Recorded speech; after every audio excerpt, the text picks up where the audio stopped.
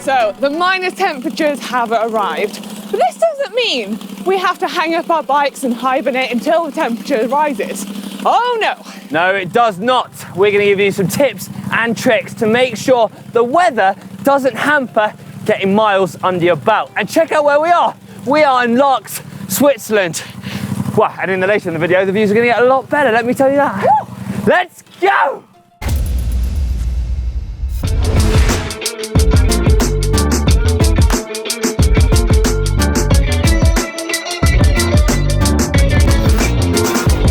Make sure you're equipped for the weather. We've got plenty of videos on the channel that show you how to dress for these minus conditions. Yeah, now once you're suited and booted, it's time to hit the road. Now, it has to be said, you're going to want to run for the indoor trainer or even hit the gym, which is a really good option if you want to get a good hard session. But in this video, we're going to stick to the outdoors. Yeah, why wouldn't we? Look at where we are. It's pretty beautiful. Oh, that's bloody stunning. Should we get training?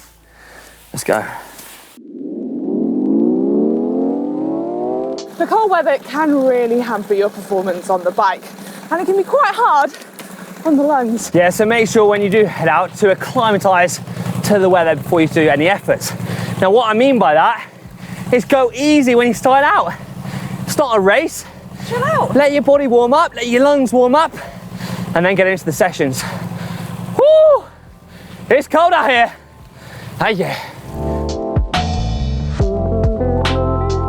Now, when it comes to riding in cold weather, I always like to find a loop that I'm familiar with, and that's not too long, because if the weather really does come in, you're not a million miles away from home.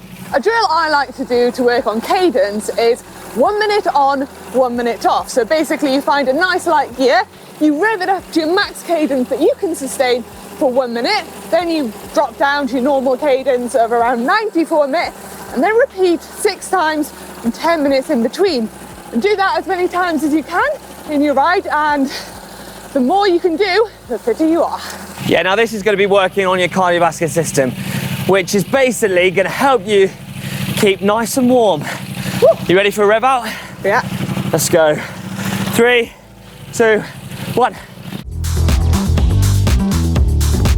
Next up, hill reps. Now these aren't usually my favourites, but in minus degrees, I really don't mind them. It's a great way to get your heart rate up and get warm if you are cold. So if you find yourself out on a ride and you get a bit chilly, just find a mountain to climb. Yeah, now these are definitely going to get you warm. The one I like to do is 20 seconds on, 40 off. Now what I mean by that is you do a 20-second sprint and then you have 40 seconds recovery. Now this one is pretty tough because in that 40-second recovery, you still got to pedal. Otherwise you end up going backwards. If you haven't got a long climb, then you can find a short climb of any length and just do the simple hill reps.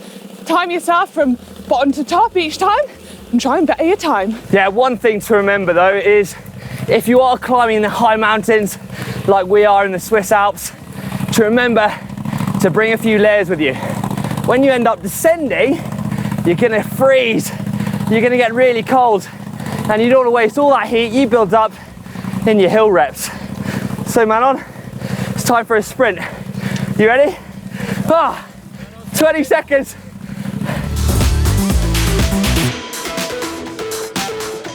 It's 40 seconds. You still got to climb. I think that sprint took it over.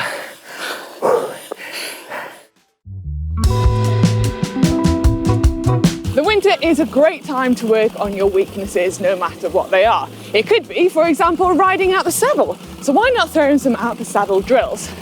Yeah, now this can be on the flat or on a climb. But what I like to do in a drill that, well, you should try, is 30 on, 30 off, 5 times. Now what I mean by that is you jump out the saddle for 30 seconds, making sure you engage a slightly bigger gear, giving you a bit more resistance. Get out the saddle. Once you've done that 30 seconds, drop back in the saddle, rest for 30 seconds, and repeat. Now this is a really good one if you're getting cold fingers, because what happens when you're out of the saddle is it drives all that blood flow down into your fingertips, keeping you nice and warm. Give it a go. Let me know what you think in the comment section below. This one's hard, Come on, isn't it? that saddle. Sorry. Come on. I'm coming. When it comes to winter training, we're all looking to increase our base fitness, and a good place to start is doing some sweet spot efforts. Now this helps build our famous FTP, our functional threshold power. I'd look to start off with 10 minutes at sweet spot before working to 20, 30 and even 60. So your sweet spot power is just below your FTP, and that's the power you can sustain for over an hour. Yeah, as Manon says, I wouldn't go more than that.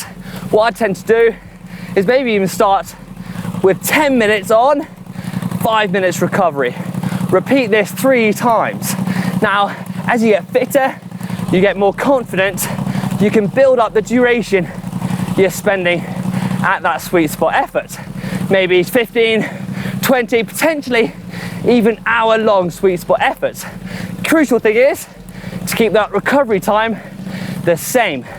This is also good though, because when you're at sweet spot in the cold conditions, you're working on that cardiovascular fitness and you're increasing that heart rate, which in turn is keeping your core and the blood flow around your body, keeping you nice and warm.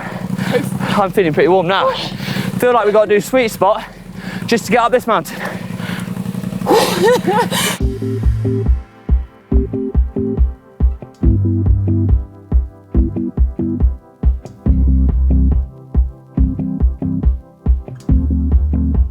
So there you have it, a few training techniques and sessions that you can implement when the weather turns a little bit icy. Yeah, but we want to hear from you. What kind of drills and techniques do you guys like to do when the weather gets a little bit cold? Yeah, leave it in the comment section below. And don't forget to give this video a big thumbs up, even if it's just for the insane views that we've had in Larks, Switzerland.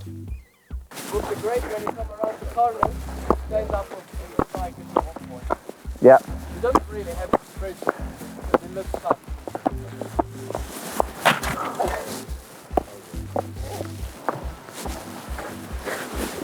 You're a nightmare. Oi!